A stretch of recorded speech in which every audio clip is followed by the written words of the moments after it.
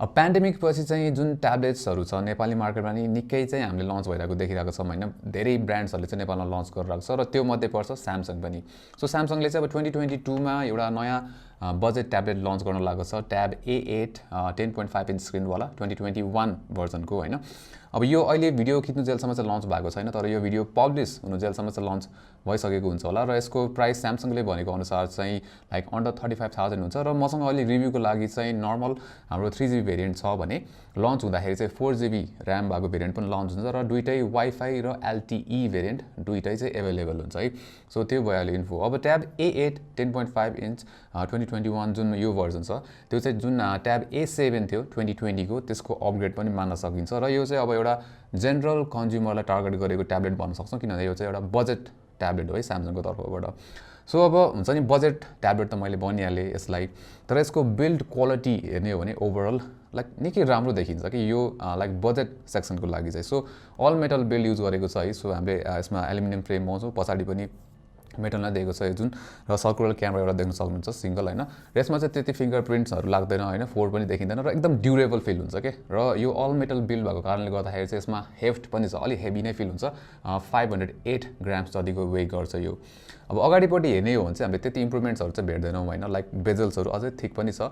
तर त्यस्तो साह्रो प्रब्लम पर्दैन, लाइक बजेट ट्याब्लेटको लागि इट्स फाइन। अब पोर्ट्स बटन्सहरू हेर्ने हो भने चाहिँ साइडमा चाहिँ हामीले पावर बटन, भोल्युम बटन पाउँछौँ यसमा। फिङ्गरप्रिन्ट सेन्सर चाहिँ छैन यसमा है। सो तपाईँले फेस अनलक युज गर्नु पर्ने हुन्छ क्विक अनलक गर्नको लागि, र राम्रै छ फेस अनलक पनि, लाइटिङ राम्रो छ भने मजाले अनलक हुन्छ, प्रब्लम पर्दैन। अब पोर्ट्सहरूको कुरा गर्ने हो भने तलपट्टि हामीले 3.5mm हेडफोन ज्याक, त्यसको USB टाइप C र डुअल स्पिकर पाउँछ यहाँ, र त्यसरी ठ्याक्कै अपोजिट साइडमा डुअल स्पिकर नै दिएको छ। सो यसमा स्पिकर चाहिँ 4वटा दिएको छ र स्पिकर क्वालिटीकै कुरा गर्ने हो भने चाहिँ लाउड छ, एउटा like medium size small size room भनौँ त्यसलाई मजाले फिल गर्न सक्छ, तर क्ल्यारिटी त्यस्तो हुन्छ नि खतरा छैन, तर ठिकै भन्छु म। सो साउन्ड क्वालिटी र क्ल्यारिटी पनि राम्रो छ यसको। त्यसैगरी यसमा अर्को राम्रो कुरा भनेको चाहिँ अब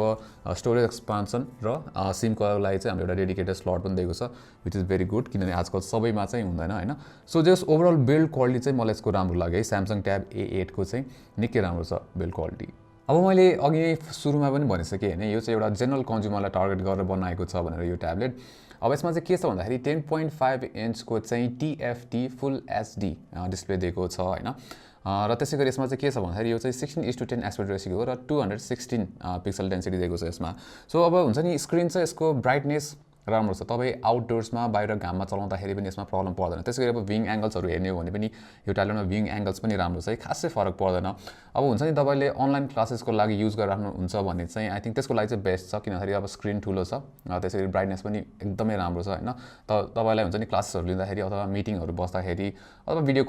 कलहरू गर्दाखेरि त्यति के पनि पर्दैन, हुन्छ नि लाइक गाह्रो पर्दैन, मजाले चलाउन सक्नुहुन्छ।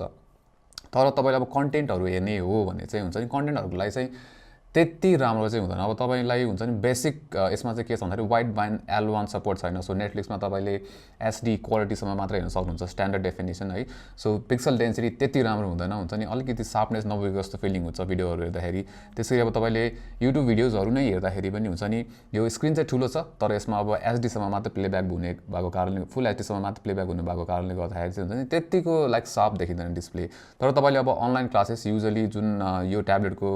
फोकस एरिया छ हैन, त्यसको लागि चाहिँ प्रब्लम चाहिँ पर्दैन है। सो डिस्प्ले पनि यो जुन सेगमेन्ट छ बजेट रेन्जमा आई थिङ्क इट्स फाइन। तर what's not fine is most of our viewers are not subscribe to our channel. So के गरिराख्नु भएको छ यार, कम अन, हामीलाई सपोर्ट गर्नको लागि हाम्रो च्यानललाई सब्सक्राइब गरिदिनुहोस् र त्यहाँ भएको त्यो बेल आइकन थिच्नु होला फर नोटिफिकेसन्स। कम अन गरिहाल्नु त लाइक अहिले नै। अलराइट, अब लेट्स मुभ अन।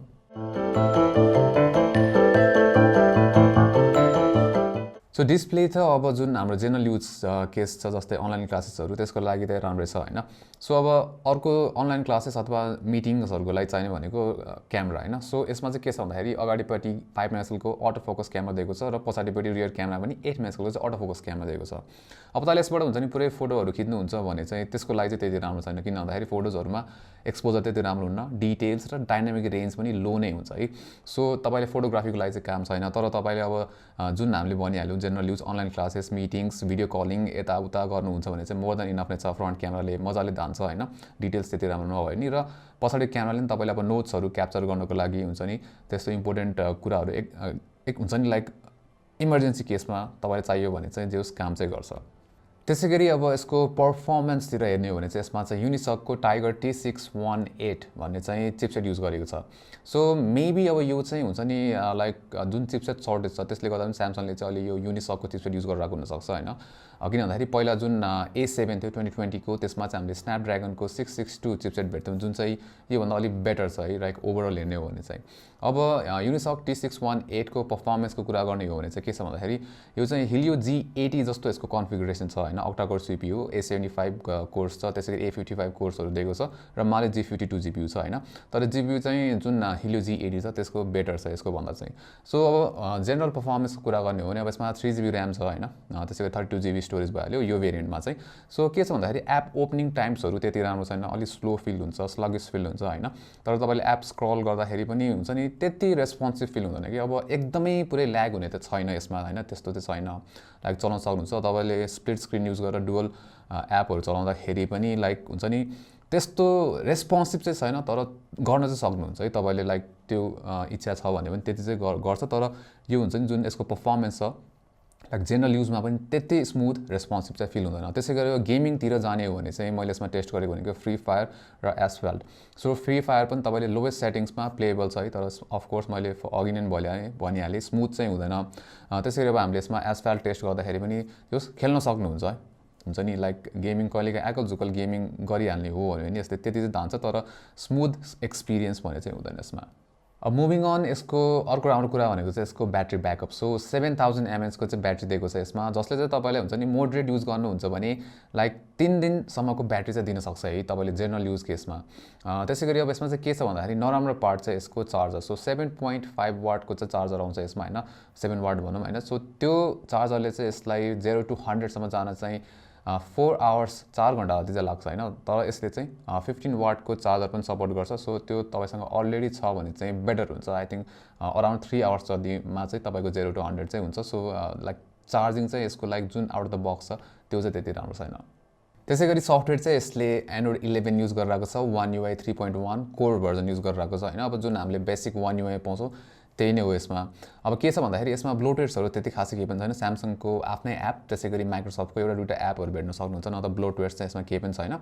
अब जुन अप्टिमाइजेसनको कुरा छ हुन्छ नि लाइक एनिमेसन्सहरू ठिकै छ तर अब हुन्छ नि हार्डवेयर त्यति राम्रो नभएको कारणले गर्दाखेरि त्यति स्मुथ चाहिँ फिल हुँदैन जुन ओभरअल ओएसको एक्सपिरियन्स छ हैन न त ओएसमा मैले त्यस्तो बक्सहरू चाहिँ केही पनि भेटेको छैन त्यसैगरी अब तपाईले जुन डेस्क सपोर्ट खोजिराख्नु भएको छ भने यसमा स्यामसङको डेस्क सपोर्ट चाहिँ आउँदैन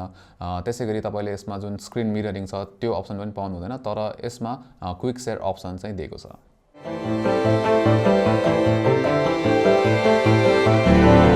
so Samsung tab AA 2021 10.5 inch स्क्रिनवाला चाहिँ अब यसको लाइक के छ त अब फर्स्टमै भनिहालेँ जेनरल कन्ज्युमर तपाईँ चाहिँ अब हुन्छ नि अनलाइन क्लासेस अब मिटिङ्सहरूको लागि त्यसैगरी अब त्यसै जेनरल युज हुन्छ नि एकदमै हल्का फुल्का मिडिया कन्जम्सन गर्नुहुन्छ भने ठिकै छ त्यसको लागि हैन त्यसले चाहिँ यसको काम चल्छ प्लस तपाईलाई सिम सपोर्ट चाहिन्छ भने यसले चाहिँ त्यो प्रोभाइड गर्छ सो हुन्छ नि त्यो केसमा चाहिँ यो ठिक छ तपाईको लागि तपाईले यो लिँदा हुन्छ तर न त तपाईलाई हुन्छ नि राम्रो पर्फर्मेन्स पनि चाहिएको छ भने चाहिँ त्यो केसमा यसले